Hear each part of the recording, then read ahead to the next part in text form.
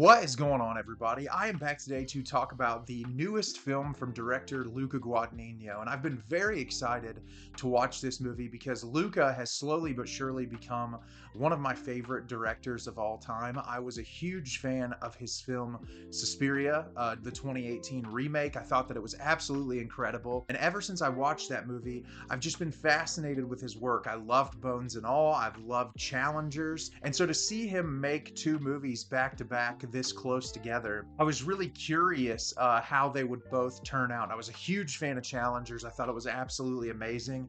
And I saw, I think, one trailer for this movie a while back, but didn't know much about it other than it was based off of a book and that Daniel Craig was in it. And that was enough to get me to want to watch it. And the film I'm going to be discussing with you today is Queer. Queer is directed by Luca Guadagnino. In 1950s Mexico City, William Lee, an American expat in his late 40s, leads a solitary life amidst a small American community. However, the arrival in town of Eugene Allerton, a young student, stirs William into finally establishing a meaningful connection with somebody. So, as I said, really excited to watch this movie because I'm a huge fan of Luca Guadagnino, and I saw some early reactions. There's some people who really loved this movie. There were some people that were kind of in the middle on it, and some people that really didn't enjoy it at all. I am in the camp that I loved this movie. I thought that it was absolutely incredible.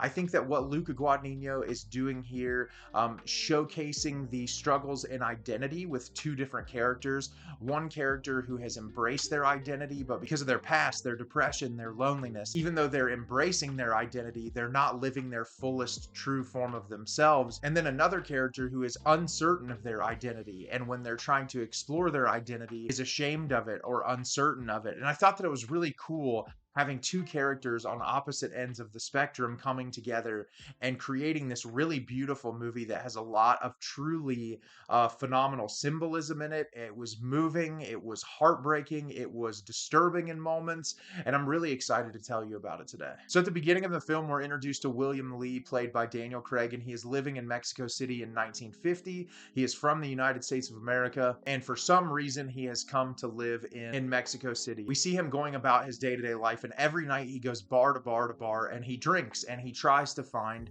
men to spend time with. We can see that he is incredibly lonely. He's very depressed, and something has happened in his past life that has sent him to this area where he knows some people in the community, but he doesn't have any like true real connection, and he's yearning for that connection. And we learn early on in the movie that he is an opioid user. He's addicted to heroin.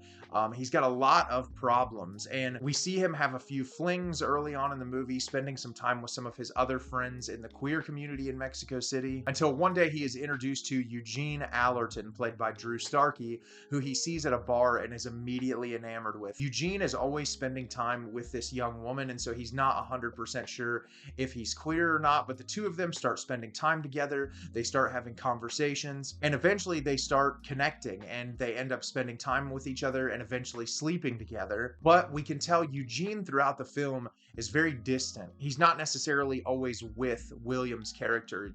Like, even when they're spending time together, he seems very detached and distant. And they end up in the movie taking this trip together to South America. And the entirety of the film is watching the relationship between these two characters and the issues that arise, and also the good moments they have together over time. But like I said, I loved this movie. I thought it was masterfully made. I thought it was brilliantly acted. And I thought the emotional punch that the movie was going for landed in an incredibly effective way, at least for me personally.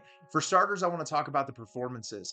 I was blown away by Daniel Craig in this movie. I've enjoyed Daniel Craig throughout his career. He's not necessarily someone who I would say is like the go-to actor for me that I always think is going to deliver a phenomenal performance, but he was amazing in this movie. I just feel like everything about this character he embodied brilliantly. Just his mannerisms, the way he moves, especially like showcasing his drug addiction.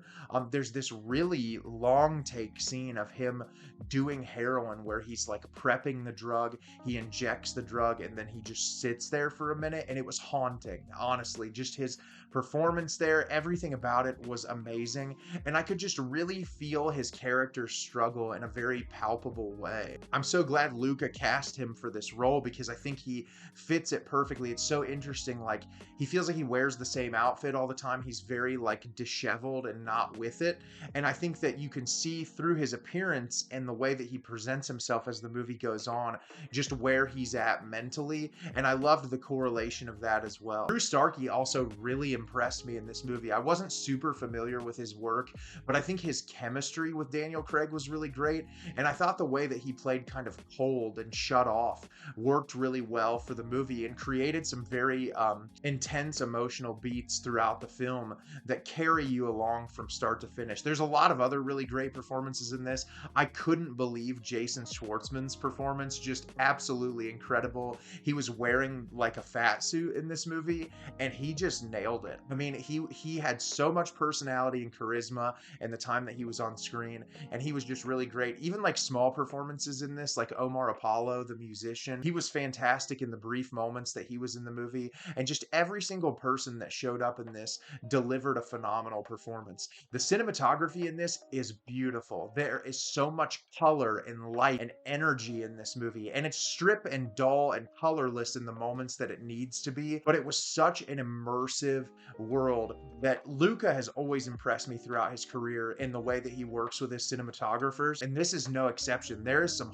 haunting shots in this movie that will be in my brain for quite some time now, and I love a lot of the landscape photography in this, capturing these areas of Mexico and when they travel to South America, just really brilliant. And I love there were moments it felt like that they used miniatures in the film, and I don't feel like we see miniatures a whole lot anymore, and I'd have to check to see if that's 100% true, but it was just like it was filmmaking that I feel like I don't see anymore. There was so much passion and care in each and every individual frame, and I was very appreciative of that when it comes to the cinematographical aspect. The musical choices in this movie, I really loved it a lot. Sometimes when you create a period piece, I'm not always for utilizing music outside the era of the period when it's in the film. Like, you can use whatever score you want or original score, but when like there's needle drop music from a different era in a film about the 50s, I'm not always sure about it. But in this particular instance, like the use of Nirvana and Prince and some other artists,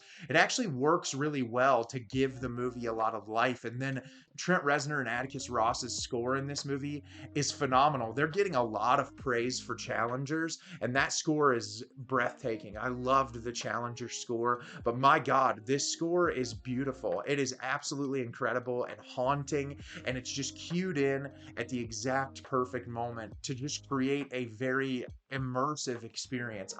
For the 2 hour and 10-minute runtime of this movie, my eyes never left the screen. I was completely and totally hooked from the very initial moment. And what I love so much about this movie, I've talked about this before, as someone who it took a very long time to embrace my queer identity and understand my queer identity. Movies about that I find to be so incredibly important, and this movie tackles it in a way that I just feel like is so very harrowing and realistic to the experience of so many people. And Luca Guadagnino being a queer person himself, I think that it's just so important to have queer people make movies about the queer experience. And Daniel Craig's character, he's tormented with drug use and with whatever has happened in his past, and he just is so desperate for companionship. He just wants someone in his life. It's horrifying to watch this person who they just pour themselves into alcohol and opioids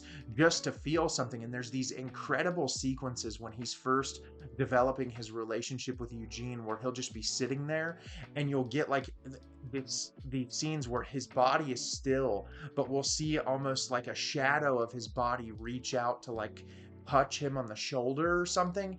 And there's just something so incredibly beautiful about that. There's so many scenes in this with just haunting, visual, surrealist nightmare imagery that just completely and totally parallels the mentality of these characters and where they're at in a very specific moment. And I loved that so much about this movie, especially in the third act. It gets very surrealist David Lynch nightmare mode, and I loved it. I think that it works perfectly for what the film is trying to go for. And then we have Eugene's character, who early on seems very uncertain about his queer identity. And it's interesting thinking about it in the 1950s, when it was very much less accepted in society than it is now. And he's sort of torn, and we can tell, like, sometimes it just feels like he grows tired of William's character. And then there's times where, like, they'll engage in a very passionate moment, and then the next day he's complete and totally distant.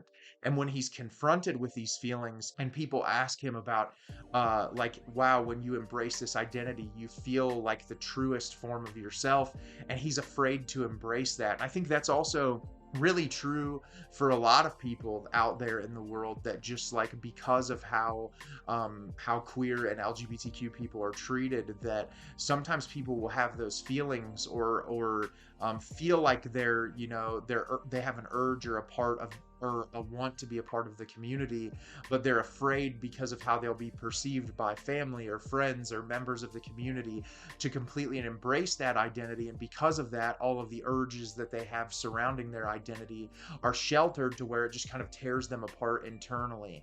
And there's this one image in particular involving a snake in this movie towards the third act that I just felt like was so incredibly indicative of queer people kind of self-destructing when they don't embrace their identity. And there's been so many incredible movies from 2024 about queer identity. I Saw the TV Glow is obviously one of my favorite movies from last year, but this easily is up there in one of my favorite movies I watched from 2024. This movie will not leave my brain for quite some time, and I think if you were on the fence about watching this and any of this sounds interesting to you at all, I would very much recommend you check it out. So have you seen Queer? Did you love it? Did you hate it? Leave me a comment down below and let me know what you thought. I thought this movie was brilliant. I loved it so much, and I cannot wait to watch it again. As always, if you can like the video and subscribe to the channel, helps me out a lot and lets me know the type of content you're looking for. I'm always putting out new material, and look forward to getting more out for you in the near future. And as always, everyone, thank you so much for watching, and have a great rest of your day.